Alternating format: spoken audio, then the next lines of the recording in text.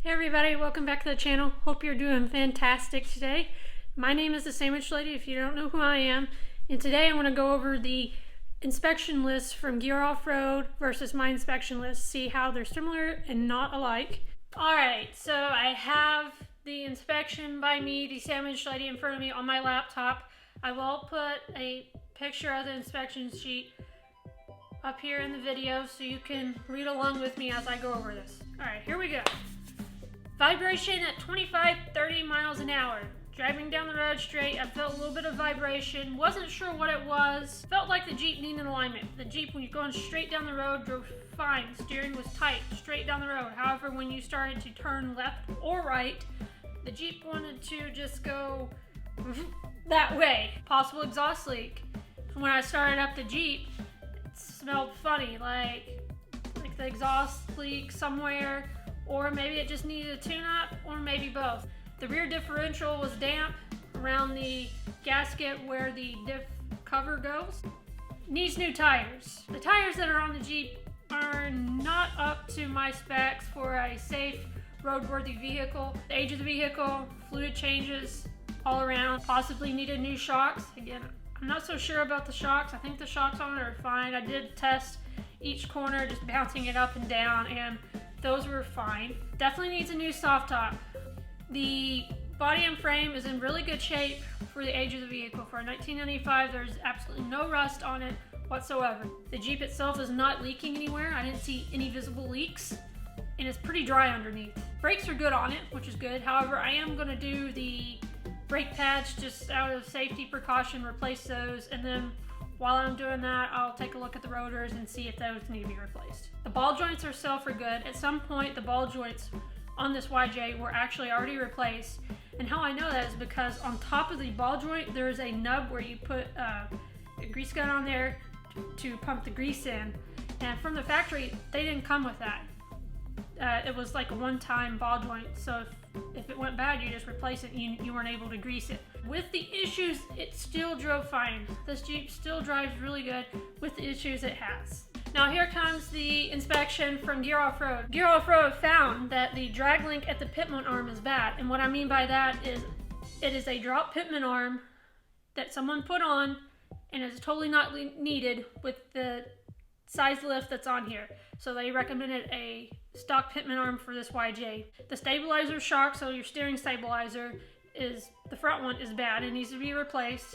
The track bar bracket on the front is loose, and they recommended that I try tightening it. The rear track bar bracket is actually broken. It has broken from the rear axle mount. And then they said the front drive shaft, the slip joint, has a little bit of play in it. And they recommend, there's nothing to really do to fix that except replace the front drive shaft. They said it's not really bad right now, but at some point down the road, it will need to be replaced. The rear drive shaft, however, the U-joint on the rear diff for the rear drive shaft, it has significant amount of play. I do have a Dana Spicer replacement U-joint for that, and my husband is going to help me rebuild the rear drive shaft and put that on. Now the engine bay, to them, looks really good for a 1995 Jeep Wrangler YJ. Go ahead and clean up the engine bay itself. It's all dusty and dirty, and with it clean, they could do another visual inspection of the engine bay and make sure everything is okay. The wheel hubs are good. They said there's no need to replace those. That was tight. The ball joints are good, which is good. I even said that the ball joints in my inspection looked good and they felt good. They said the suspension is good itself, so maybe I don't need to replace the shocks right away, which would be great because this right now is like a budget build and I'm just trying to get it to be roadworthy right now. They suggested that I make it a really nice roadworthy vehicle before building it up. Went over inspection lists, both for me and Geahr Offroad. Now it's on to the steering install. I have to replace the tie rod and drag link. In Geahr Offroad, they ordered me a new Crown OEM tie rod and drag link steering replacement that comes with a new steering stabilizer plus new hardware as well, which is great. Here's the drag link, tie rod. Gotta chalk the rear wheels, take off these front tires, loosen everything up, and replace the steering. It should go pretty quickly.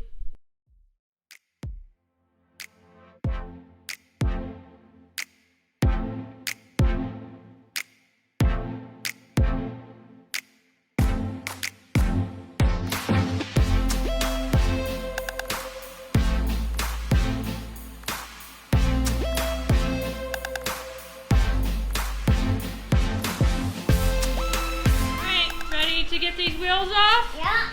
Alright, which one are we going to do first? This one.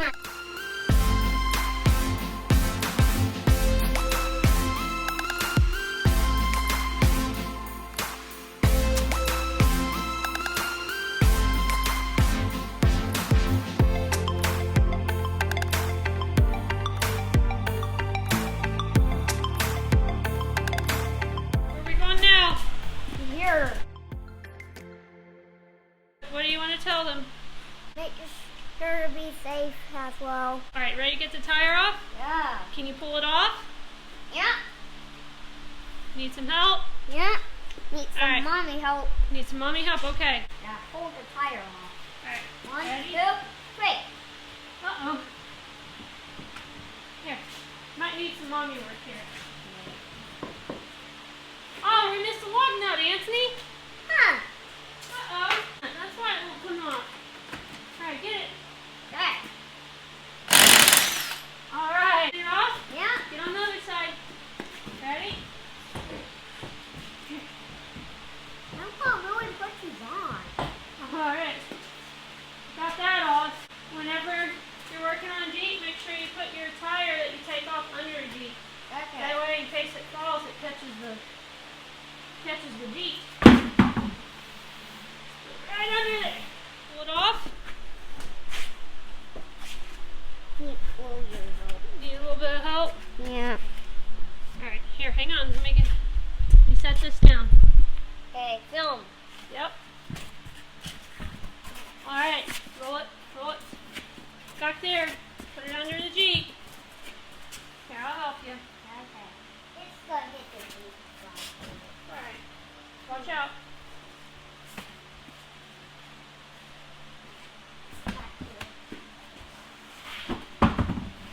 There we go. Hey. We have the front wheels off. Now we have to undo this castle nut. And then this castle nut, it's all gummed up. Gotta clean that off so we can get it off. And then under here, gotta take it off from the pitman arm.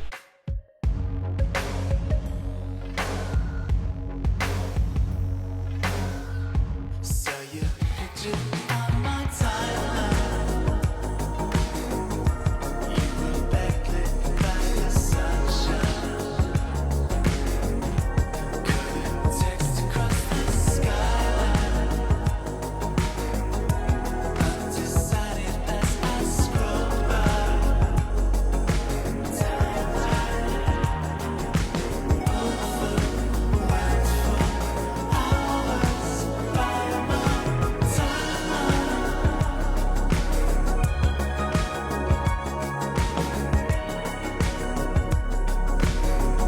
Saw your picture on my timeline.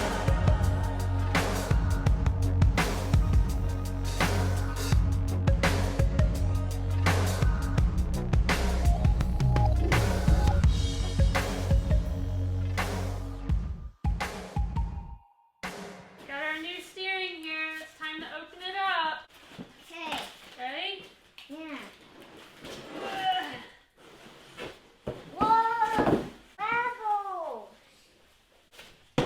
Now we have to put this on the Jeep. Hey, you gonna help me or not? I want to step on it. You gonna step on it? Okay. I think we've all done that at some point. Step on the bubble wrap to make it pop. What are we doing now? Measuring. Okay. Hold still. Alright, we are at, Oh. hold it in the center there, say 52.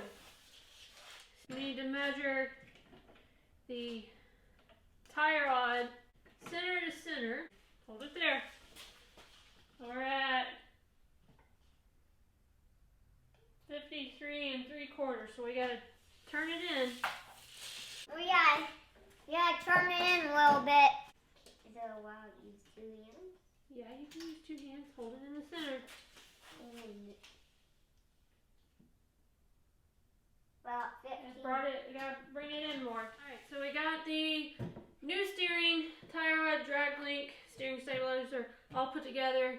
It's measured out.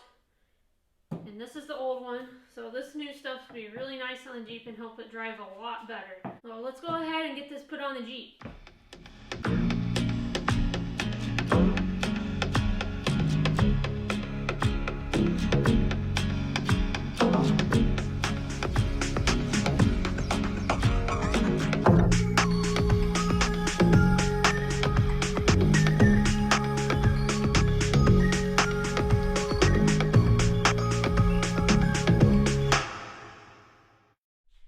Well, the steering's on. It went on really smooth. I had no real issues.